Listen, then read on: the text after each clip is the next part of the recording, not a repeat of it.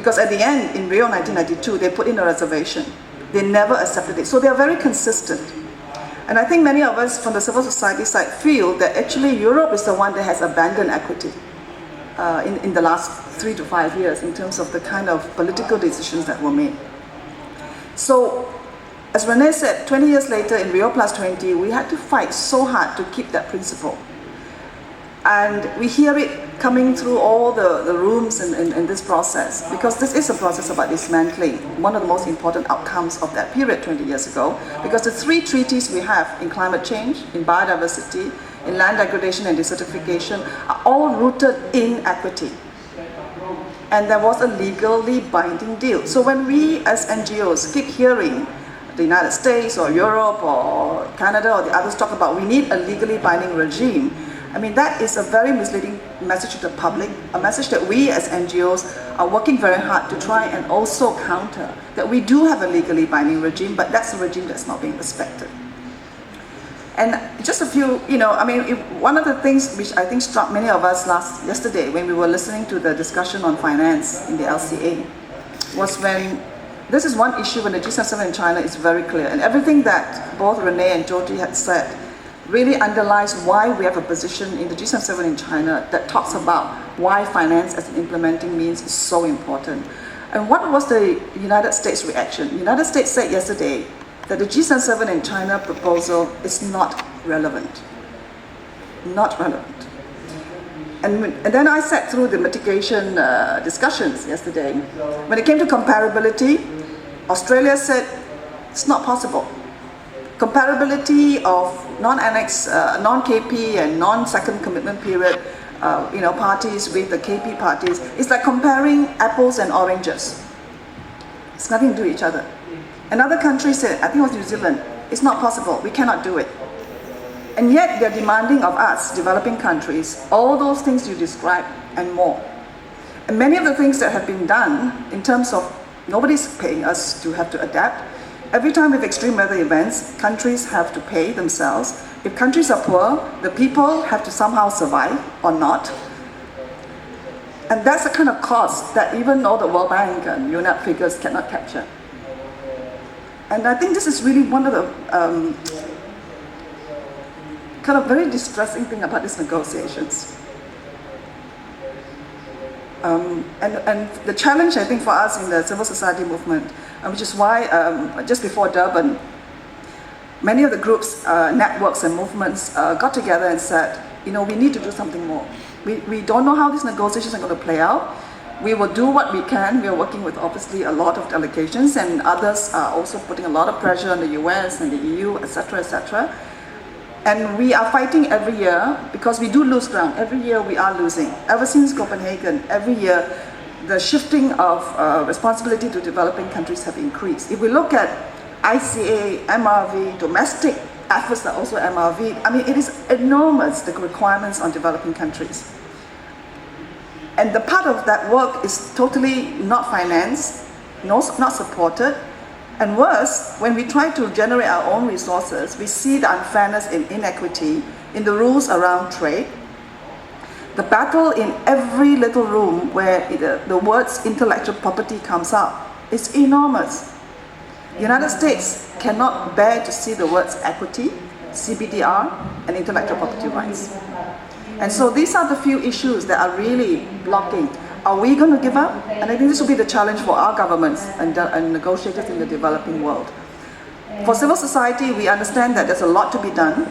We have a lot to catch up with, because to get this message out to the world, because every time there is a climate COP in CMP, we have a lot of popular media, including our own newspapers in developing countries, saying there's been a crash, there's been a failure.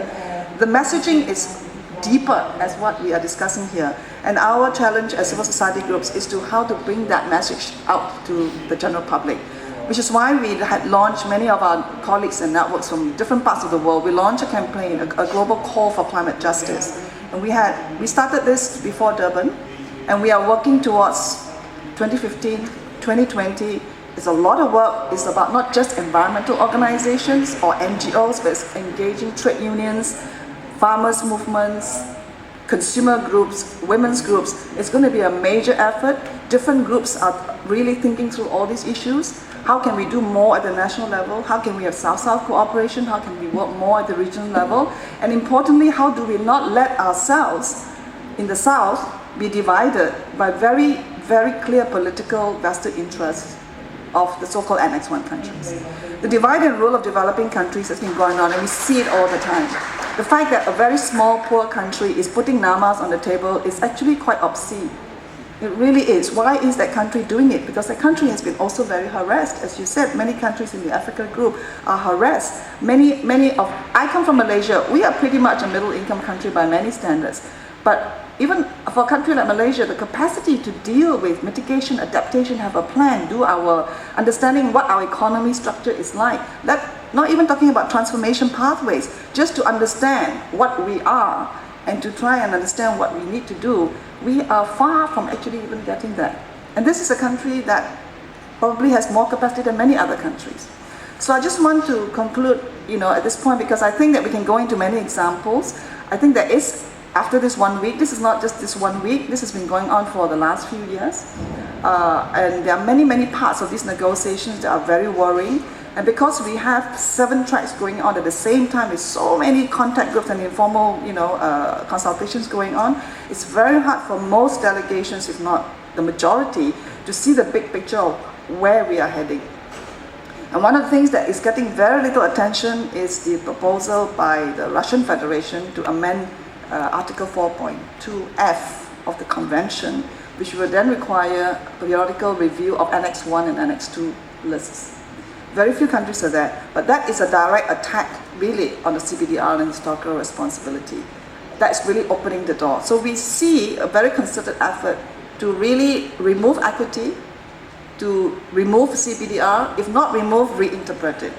As my colleague Mina, she gets really upset whenever she thinks of Jonathan Pershing using the words equity in the interpretation of Mr. Pershing and the current, US administration and past and future coming, I think.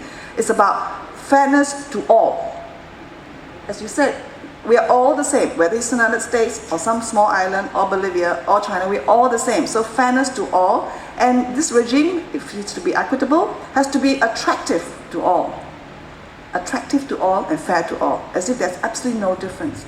And this is one of the biggest battles we will fight, and we will find it everywhere, not just in the negotiations.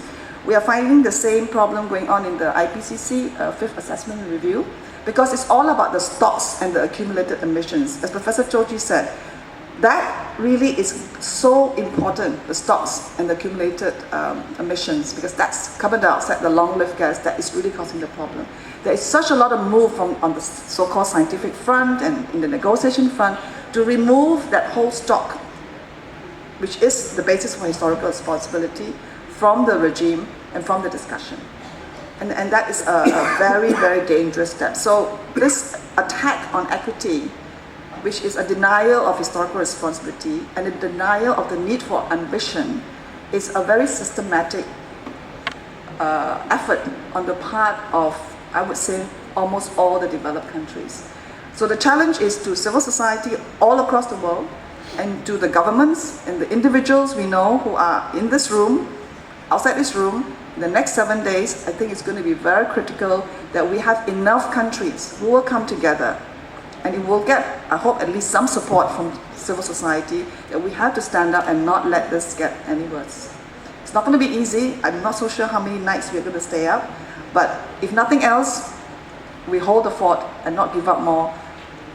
And if we need to have an extended COP, if we need to have lots of issues that have to go into decisions to be carried on, at least we have to fight enough to keep the battle going on.